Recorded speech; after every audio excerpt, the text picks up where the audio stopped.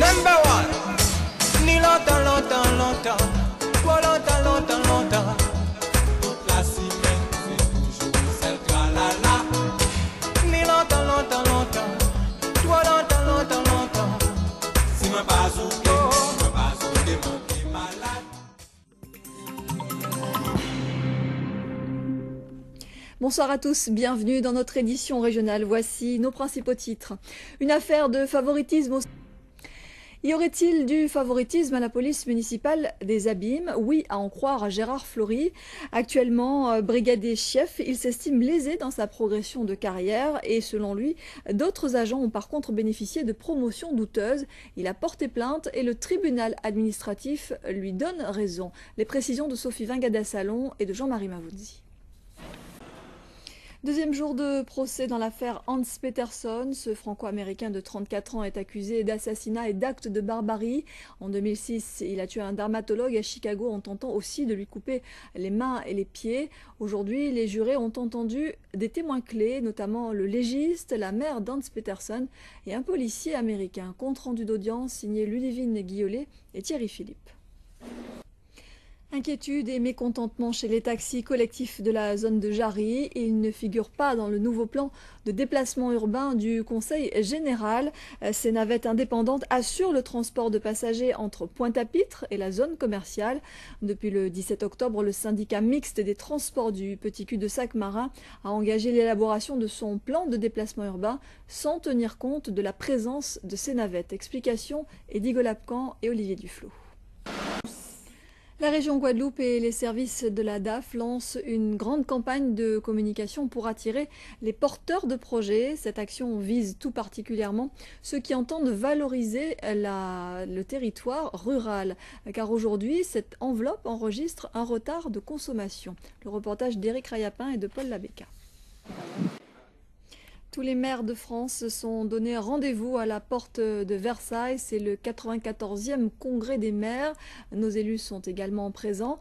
Avec leurs homologues de l'Hexagone, ils ont abordé le rôle de buvard social joué par les communes d'outre-mer. Un rôle qu'elles peuvent de moins en moins assumer face à l'explosion du chômage des jeunes. Le reportage de Laurence Théatin et de Massimo Bulgarelli. Et notons tout de même que les élus ultramarins ont été reçus, comme le veut la tradition depuis des années, à l'hôtel de ville, la veille de l'ouverture de ce congrès. Mais cette tradition, ils n'en veulent plus et revendiquent une plus grande intégration pour une meilleure visibilité de l'outre-mer. C'est la semaine de la médiation familiale, une action encore assez peu médiatisée, en Guadeloupe en tout cas. Pourtant, elle offre aux couples et aux familles un lieu d'écoute et de dialogue pour surmonter les difficultés. Depuis 1999, l'association Attitude Médiation propose ses services.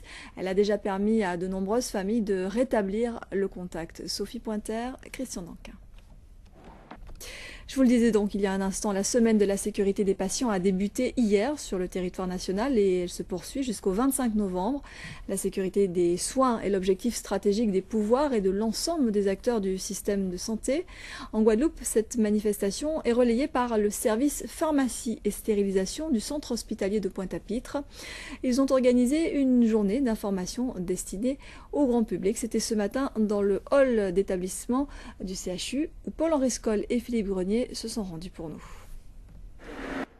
On se rend maintenant à Marie-Galante où s'est achevé l'exercice caribéen de l'armée aujourd'hui, une simulation d'intervention en situation de crise essentielle pour les forces armées des Antilles qui vont par ailleurs subir un profond redéploiement d'ici à l'été 2012. Le reportage de notre correspondant Laurent Bélanger. Cette manifestation des parents candidats à l'adoption en Haïti, le droit haïtien ne reconnaît que l'adoption simple, beaucoup plus restrictive que l'adoption plénière, ce qui dérange ces parents de la région parisienne. Ils ont finalement été reçus par un conseiller du Quai d'Orsay, le reportage de nos confrères d'Île-de-France. On a souvent tendance à rendre hommage aux disparus, mais de plus en plus d'initiatives émergent pour récompenser les vivants. Basse-Terre a choisi de mettre en avant ces artistes musiciens à travers une exposition de photographie en plein air. Elle débute dès ce soir. Une façon pour la municipalité de rappeler à la population la richesse et la diversité de ces artistes talentueux. Thierry Philippe. Dans quelques instants, juste après la météo et Domino, votre série Mad Men. Et puis à 21h50, Mémoire de Guadeloupe, consacrée ce soir à la Guadeloupéenne Flora Moradel. Demain à 13h, vous retrouverez Laura Séné. Puis nous, on se donne rendez-vous dès 19h30. Très belle soirée à tous.